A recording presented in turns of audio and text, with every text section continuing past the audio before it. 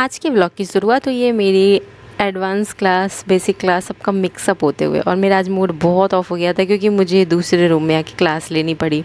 और एक ही कमरा है जिसमें कि बच्चे सो गए थे और यहाँ लैपटॉप पड़ा हुआ है क्योंकि मेरे हस्बैंड से उनके एडवाइज़र वाले को कुछ काम में कुछ लोग मिलने आए थे और इस रूम में भी काम चल रहा था और मेरी क्लास का टाइम हो चुका था।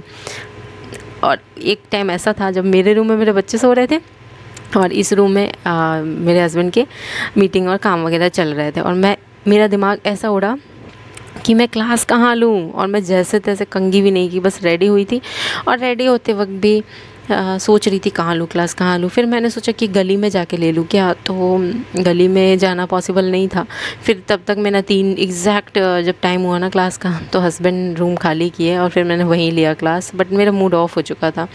मैं अपने रूम से क्लास ले लेती हूँ कंफर्टेबली बैठ करके, बट घर के किसी भी जगह पे जब हमें कोई बैठना उठना पसंद नहीं करता है हमारा, तो फिर वहाँ जाके बैठ के क्लास लेना तो मेरे लिए खुद ही एक पूरी तरह से सब कुछ नेगेटिव हो चुका था। मुझे पता था कि आज मैं कुछ भी नहीं कर पाऊँगी और मुझे बहुत नुकसान उठाना पड़ा आज सिर्फ़ और सिर्फ उस रूम में बैठने की वजह से। और ठीक है, कोई दिन ऐसा भी होता है। फिर हम लोग आ गए थे चावल फ्राई करने और फिर आज का दिन बहुत बेकार सा था।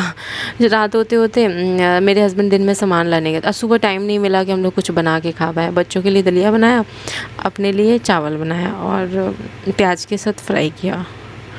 फिर शाम होते होते ना पता नहीं कैसे मेरे हस्बैंड आए, तो पता है जिस बाइक से वो जाते हैं ना, कभी कभी वो रास्ते में रुक जाता है, फिर उसको धक्का लगा के चलना पड़ता है। फिर कभी कभी वो पीछे अपने आप इधर उधर हो जाता है तो डर लगता है। और बोल रही हूँ कि ले लो, हम लोग मैनेज करके जैसे तैसे ले लेते हैं। बट अभी थोड़ा प्रॉब्लम आ रहा है तो वो ले भी नहीं रहे हैं। ऐसा नहीं है कि मुझे बहुत ज़्यादा का ऊपर नीचे हो रहा है, थोड़े बहुत का हो रहा है।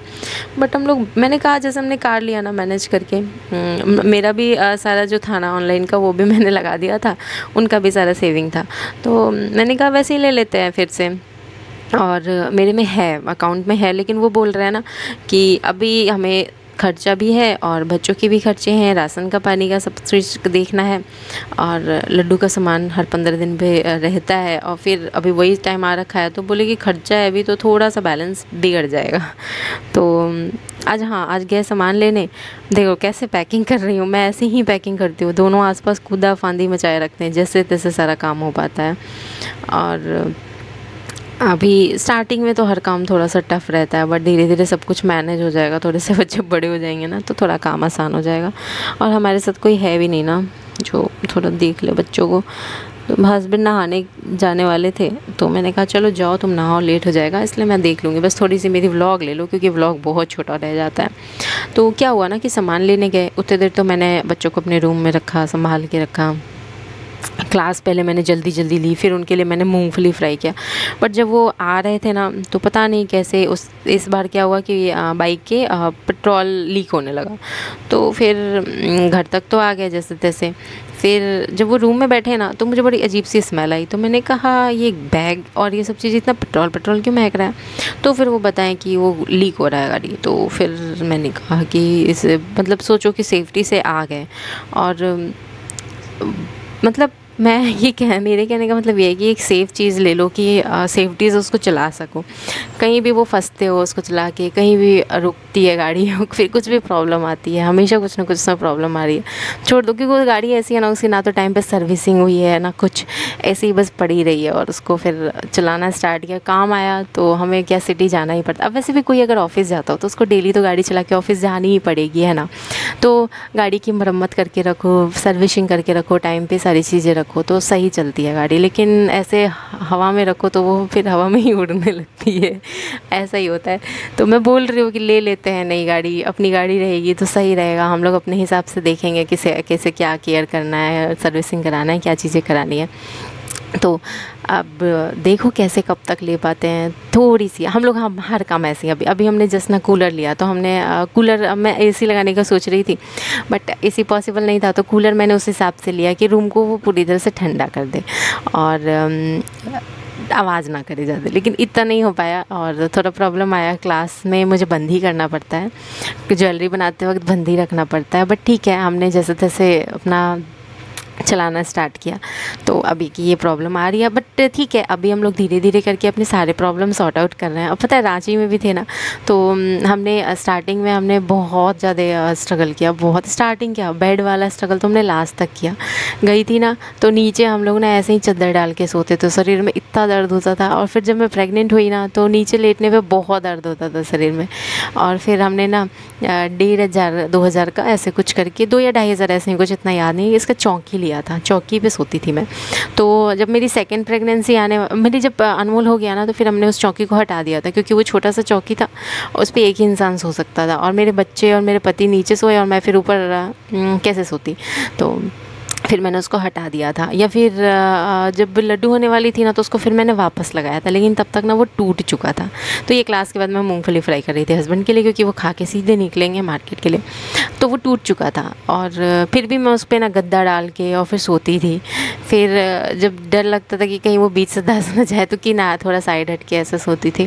फिर जैसे तैसे हमने वो दिन भी काटे। फिर रूम में हमारे ना कपड़े ऐसे मैंने कार्टून में रख रख के बेड के नीचे रखती थी, तो कपड़े बच्चे भी, अनमोल छोटा था तो वो बिखेर देता था, कपड़ों से ही खेल लेता था, तो बिखरा रहता था वीडियोस में अगर आप देखोगे तो बहुत सारी चीज़ें हमने फेस की। हमने क्या क्या फेस की वो हम लोग जानते हैं।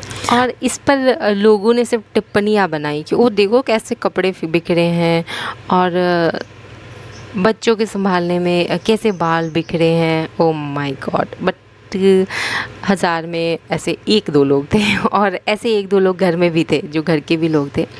अब देखो मैं बना रही थी बच्चों के लिए रोटी। अब बच्चे भाग जाते हैं, इनका फेवरेट है वो चिड़िया बना दो ना नमक वमक डाल के। एक सोचो हम लोगों का टाइम होता था, हम लोगों की दादी लोगों को ना हम लोगों का फेवरेट हर एक चीज़ पता होता था कि बच्चे को, पोता पोती को क्या खाना पसंद है। और एक आजकल की दादी लोग हो गई है, वो लोग तो सीधे बोल देते हैं ना, हैं बच्चे खाते भी हैं, हमें तो यही नहीं पता, हमें तो खिलाना ही नहीं आता है। बताओ भला, सिर्फ लोग ही खाएंगे और बच्चे क्या हवा पी के रहते हैं। तो ज़माना बदल गया है। और मेरे हस्बैंड कहते हैं ना कि मोबाइल का ज़माना आ गया, यही रीज़न है।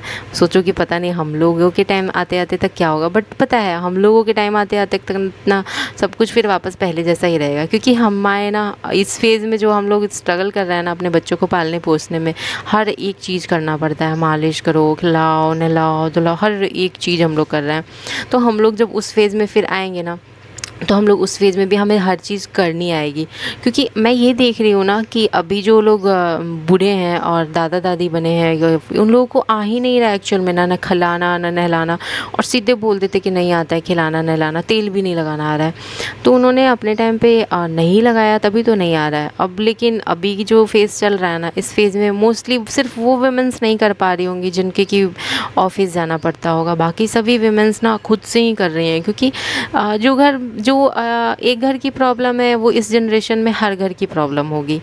तो ये देखो मैं क्राफ्ट कर रही थी ना, तो बच्चों को छत पे भेज दिया था पापा के साथ में, क्योंकि ये लोग नीचे रहेंगे ना तो शरारतें करेंगे और खेलेंगे कूदेंगे शोर मचाएंगे, और ये नीचे किसी को पसंद नहीं है, तो इसलिए ऊपर ही भेज दिया था। तो चलो अब चलते हैं। और कल जाना है सुबह सुबह, मेरे हस्बैंड को वही खटारा बाइक फिर से लेके जाएंगे, ठीक कराएंगे, और पार्सल्स भी देने हैं। मतलब मैं वही हमेशा कहती हूँ, ये कचरे को लेके उसमें उलझे रहो, उससे अच्छा ना कि सब चीज़ें फ्रेश कर लो। एटलीस्ट एक बाइक, थोड़ी सी प्रॉब्लम आ रही है, ठीक है मैं भी मानती हूँ। तो बोलते हैं ना कि जैसे ही होगा शॉर्ट आउट ले लेंगे। तो मैं भी कोशिश में हूँ कि मेरे बर्थडे से पहले पहले ये चीज़ हो जाए, ताकि ये रोज़ रोज़ का समय ख़राब ना हो। एक दिन तो मैं भी फंस गई थी, इनके साथ गई थी और रास्ते में गाड़ी रुक गया था, और बहुत दूर तक हम लोग पैदल चले थे, मैं तो रोने लगी थी। फिर एक दिन ऐसे हुआ कि पीछे चलने लगा था, तो और मैं उतर भी नहीं पा रही थी, इतने वो हुआ था, खाली जगह था एकदम सुनसान। और फिर मैं जैसे तैसे उतरी, फिर उन्होंने आगे लिया था। तो बहुत बार प्रॉब्लम करती है। मैं कहती हूँ हाथ पैर बचा रहे, वो ज़्यादा इम्पोर्टेंट है ना। तो देखो कब तक लेते हैं हम लोगों की हर चीज़ हम लोग ना ऐसे ही धीरे धीरे, छोटी छोटी चीज़ें भी ना ऐसे ही थोड़ा थोड़ा करके इकट्ठा सॉल्व करते हैं। अब पापा को आदत है इसके कंबल ओढ़ के सोने का, बच्चे भी लिपट गए थे कंबल में, और रात में 11:30 बजे करीब ना कोई ब्रेसलेट की बुकिंग कर रहे थे। ये हमारी पहले की कस्टमर रह चुकी हैं, तो मैं सोची कि इनको मैं सुबह तक का इंतज़ार कराऊँ। मैं सभी कस्टमर को कोशिश करती हूँ कि हाथों हाथ यहाँ से भेज दूँ सैंपल, उनको जैसी बनानी हो। तो ब्रेसलेट्स के मैंने बहुत सारे कलर्स भेज दिए, अब वो अपना सेलेक्ट करके बताएं, और फिर बुकिंग भी हो गई थी। उनको 4 ब्रेसलेट ऐसे लेने थे, इसमें से ब्लैक, पीच और वाइट जो है ना कांच वाला वो, और एक जो हैंड मंगलसूत्र बनाती हूँ ना वो।